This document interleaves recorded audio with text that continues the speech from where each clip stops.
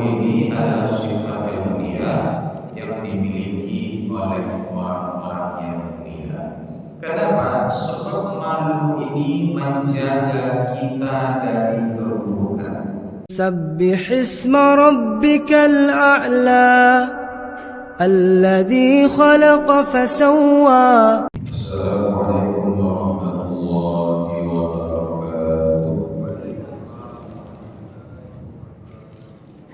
Alhamdulillahilladzi bi ni'matihi tatimmu shalihat.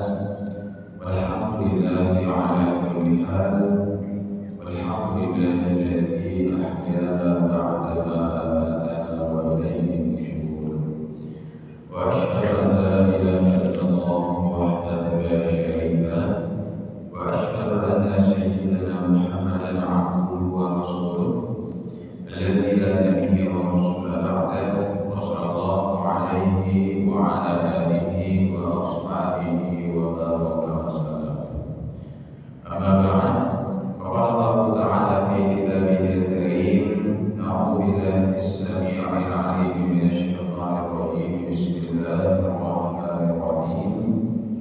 Ya bani Adam qad anzalna 'alaikum libasan yuwari sawatikum wa risha wa libasut taqwa dzalika khair. Dzalika min ayatillahi la'allakum yadhakkarun. Subhanallahul azim. Bapak-bapak, ibu-ibu, hadirin wal hadirat, salam di salat subuh Masjid yang Hasanuddin Sami Ismail Al-A'la yang dimuliakan Allah. Segala puji hanya bagi Allah yang kita senantiasa bersyukur kepadanya. Sampai hari ini Allah masih memberi kita kesempatan untuk hidup, yang dengan kehidupan itu kita bisa menambah amal-amal soleh serta beristighfar kepada Allah atas dosa-dosa kita. Dan segala puji bagi Allah yang telah menghadirkan kita dalam ibadah yang sangat istimewa, melaksanakan sholat subuh berjamaah di masjid bersama kaum muslimin, orang-orang soleh yang senantiasa taat kepada Allah. Mudah-mudahan nikmat ini kita dapatkan setiap hari sampai kita bertemu dengan Allah. Amin ya rabbal alamin. Salawat dan salam kepada baginda Nabi Muhammad sallallahu alaihi wasallam. Yang terhormat ketua pengurus Masjid Syarif Isma dan jajarannya, yang terhormat para tokoh masyarakat, ibu saudara Imam Ulama Syariah Bandar, Bapak Ibu Bertemu, Pak Ulama KPK Bandar. Yang terhormat Ustaz kita yang senantiasa mendampingi dan mengimami sholat kita, umumnya kepada seluruh jamaah, tidak disebut nama dan gelar. Insyaallah kita semua dimuliakan Allah. Amin ya rabbal alamin. Sehat-sehat sampai Bapak Ibu. Alhamdulillah.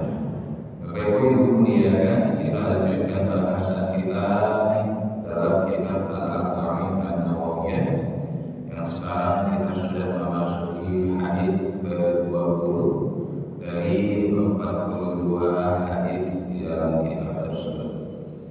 Sebelumnya kita bacakan dulu ayat yang berkenaan dengan hadis ini.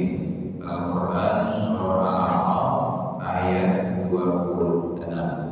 Allah Subhanahu wa Ta'ala berfirman, A'udzu billahi minasyaitonir rajim. Ya bani Adam, wahai anak cucu Adam, wahai manusia, qad anzalna 'alaikum libasan. Sungguh kami sudah turunkan untuk kalian pakaian yang fungsinya yuwari sawatikum wa risya, untuk menutup aurat kalian serta menjadi perhiasan pula, sarana berhias diri. Wa libasut taqwa dzalika khair, dan sebaik-baik pakaian itu adalah pakaian takwa, itulah yang paling baik. Dzalika min ayatillahi la'allahum yadhakkarun. Demikianlah di antara tanda-tanda kekuasaan Allah mudah-mudahan mereka senantiasa mengingatnya. Nah, Bapak Ibu yang dimuliakan, pelajaran penting dari ayat tersebut adalah Allah turunkan kepada kita pakaian. Allah menjadikan kita makhluk yang menggunakan pakaian untuk menutupi aurat. Nah, sedangkan membuka aurat itu adalah sesuatu yang membuat kita malu. Jadi Bapak Ibu, di hadis yang ke-20 ini, Abi Mas'ud Uqbah ibn Ali Al-Ansari Al-Badri radhiyallahu anhu, diriwayatkan dari sahabat yang bernama Abu Mas'ud Uqbah ibn Amr Al-Ansari Al-Badri. Al-Ansari berarti beliau adalah sahabat Ansar. Jadi sahabat itu terbagi menjadi dua, ada kaum Muhajirin, ada kaum Ansar. Kaum Muhajirin artinya sahabat yang berhijrah dari Makkah ke Madinah. Jadi Muhajirin itu artinya orang-orang yang hijrah, yang berhijrah. Nah, sedangkan sahabat Ansar adalah sahabat yang tinggal di Madinah. Ansar itu sendiri artinya penolong. Artinya Uqbah bin Amr ini sahabat Ansar. Beliau adalah sahabat yang tinggal di Madinah, orang Ansar. Al-Badri. Makna Al-Badri ini ulama beda pendapat. Ada yang mengatakan beliau itu ikut perang Badar, makanya disebut Al-Badri. Pendapat yang lain mengatakan beliau itu tinggal di Badar. Nah, jadi rumah beliau itu, kampung beliau itu dekat dengan tempat terjadinya perang Badar itu. Makanya beliau dinamai Al-Ansari Al-Badri radhiyallahu anhu. Allah meridhoinya. Qala Rasulullah sallallahu alaihi wasallam, Nabi sallallahu alaihi wasallam bersabda, Inna mimma adrakan nas min kalami nubuwatil ula, idza lam tastahyi fasna ma syi'ta. Sesungguhnya di antara ucapan kenabian yang pertama kali manusia ketahui adalah, jika engkau tidak malu, maka lakukanlah apa saja sesuai kehendakmu. Hadis riwayat Imam Al-Bukhari. Nah, Bapak Ibu yang dimuliakan, kembali kita mengkaji hadis yang pendek. Nah, jadi hadisnya pendek saja. Di antara kalimat-kalimat kenabian kata Nabi, maka kita tarik beberapa pelajaran berharga di sini. Yang pertama Bapak Ibu, Nabi itu membawa risalah yang sama. Jadi kalau Nabi itu ditanya apa agamanya, Nabi Adam, Idris, Nuh, Salih, Ibrahim, Lut, Ismail sampai Rasulullah Muhammad, semuanya beragama Islam.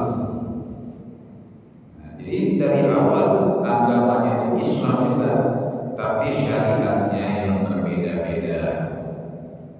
Adapun syariat yang paling sempurna adalah apa yang dibawa oleh Nabi kita Muhammad sallallahu alaihi wasallam, menyempurnakan syariat-syariat sebelumnya. Al-Qur'an itu juga menyempurnakan apa yang barangkali belum ada di kitab-kitab sebelumnya.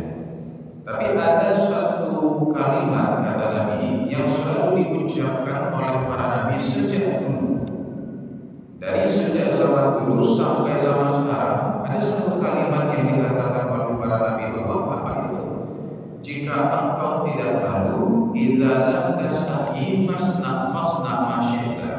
Kalau kamu tidak punya malu, lakukanlah apapun sesuai kehendakmu. Nah, jadi bahasa kita ini Bapak Ibu, kalau tidak malu, masuk buat dia walau itu kalimat yang positif atau negatif kesan? Negatif Bapak Ibu. Memang bunyi kalimatnya, kalau kamu tidak punya malu, terserah kamulah. Memang terserah kamu di situ, tapi kesannya itu kesan yang negatif. Nah, terserah di situ maksudnya aswatiawa lah gitu, suku-sukuawa salah gitu. Nah, maka ini kalimat yang sangat singkat tapi mengandung banyak sekali pelajaran berharga. Apa itu? Yang pertama, malu adalah sifat yang mulia dan dimiliki oleh orang-orang yang mulia. Para nabi-nabi Allah, orang-orang soleh itu orang-orang yang sangat pemalu. Nabi itu Bapak Ibu, para sahabat menceritakan beliau orang yang sangat pemalu, bahkan lebih pemalu daripada seorang gadis yang dipingin. Nah, seorang gadis yang akan menikah itu kan sangat pemalu. Nabi itu lebih pemalu daripada gadis itu. Pernah Nabi itu tersingkap betisnya. Betis ini kan bukan aurat bagi laki-laki. Laki-laki dari lutut sampai ke pusat. Tersingkap betis Nabi, langsung merah wajahnya malu. Nah, dan pernah ada seorang sahabat mengatakan kepada sahabat yang lain, kamu ini sangat pemalu, janganlah kamu seperti itu. Apa kata Nabi? Biarkanlah dia. Bagus dia punya sifat pemalu, kenapa kamu larang? Nah, jadi Bapak Ibu, malu ini adalah sifat yang mulia yang dimiliki oleh orang-orang yang mulia. Kenapa? Sebab malu ini menjaga kita dari keburukan. Malu ini menjaga kehormatan kita, menjaga nama baik kita, menjaga reputasi kita, dan menjaga kesucian diri kita. Maka sifat malu ini sifat yang sangat penting. Makanya Nabi Shallallahu Alaihi Wasallam katakan dalam hadis yang lain, iman itu terdiri dari 70 cabang. Yang paling tinggi adalah kalimat La ilaha illallah. Yang paling rendah iman itu adalah menyingkirkan sesuatu dari jalan. Dan di antara cabang keimanan adalah malu. Jadi malu ini termasuk daripada iman, termasuk cabang keimanan. Yang artinya kalau seseorang benar-benar beriman, pasti muncul rasa malu dalam dirinya. Ada rasa malu untuk melakukan hal itu. Nah, Bapak Ibu sudah jemaah yang dimuliakan Allah. Kemudian pelajaran kedua yang kita ambil, apabila sifat malu tidak dimiliki, maka fatal akibatnya. Nah, kita lihat sekarang betapa banyak orang bermaksiat Bapak Ibu, betapa banyak orang melakukan hal yang di luar akal sehat kita bahkan. Rasa-rasanya tidak mungkinlah itu dikerajuan, tapi dikerajuan dimasuki. Ini disebabkan hilangnya rasa malu. Ketika rasa malu hilang, maka seseorang itu tidak ada yang menghalangi dia dari berbuat keburukan. Tidak malu dia sekarang meninggalkan sholat, tidak malu dia berbuat maksiat, bahkan di tengah umum. Betapa banyak Bapak Ibu mohon maaf terciduk, ya, sepasang anak muda siang hari, ya kan, kita bilang di situ, hilang rasa malu dia. Nah, bahkan kalau kita lihat di media sosial, yang paling parah ini, itu tidak ada orang malu sama sekali, ya kan? Ada salah satu podcast misalnya, ada seorang tamu yang diundang, dengan bangganya mencari Tuhan Yesus. Jadi katanya saya sudah tidur dengan banyak perempuan gitu. Artinya dia sudah berkali-kali berzina, itu yang dia sampaikan. Saya sudah begini. Dengan bangganya menceritakan aib, padahal Allah sudah tutup aib seseorang. Hati-hati begitu. Menceritakan aib sendiri ini mengundang kemurkaan Allah. Aib itu seharusnya ditutup rapat-rapat dan tidak dibicarakan seperti itu. Namun justru dengan bangga disampaikan begitu. Bahkan dibawa ketawa seolah-olah itu hal yang sepele, hal yang remeh.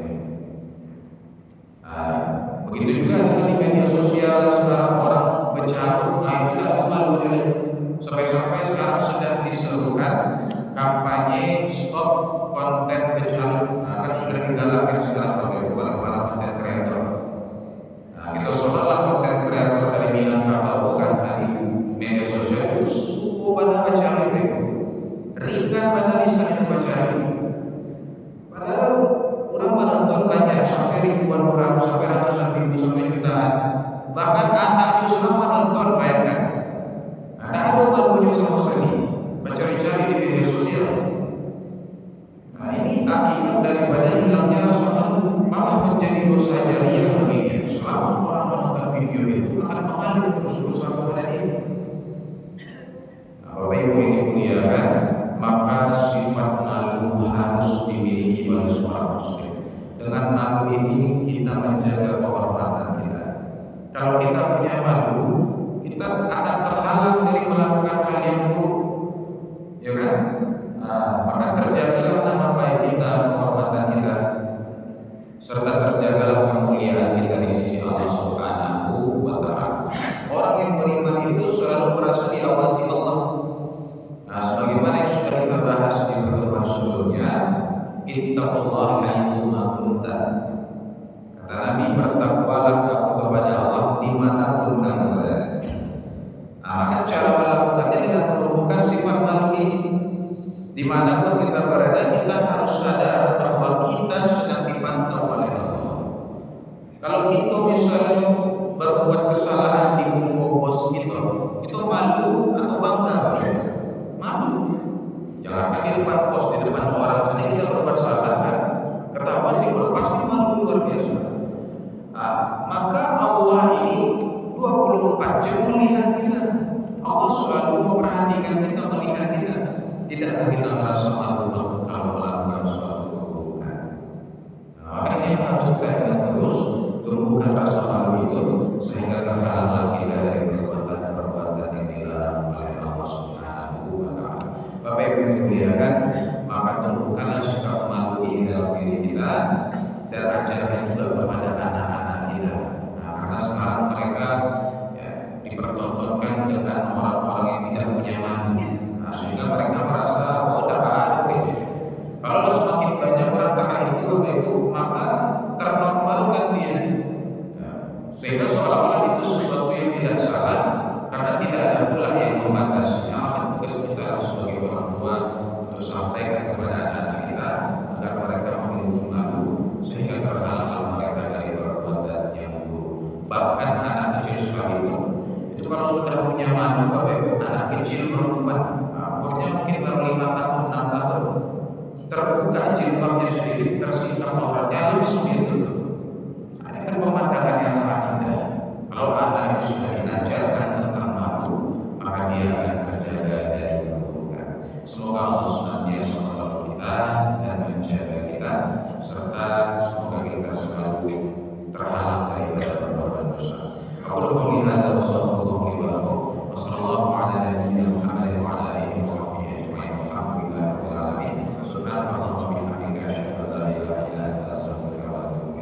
Itu sudah kita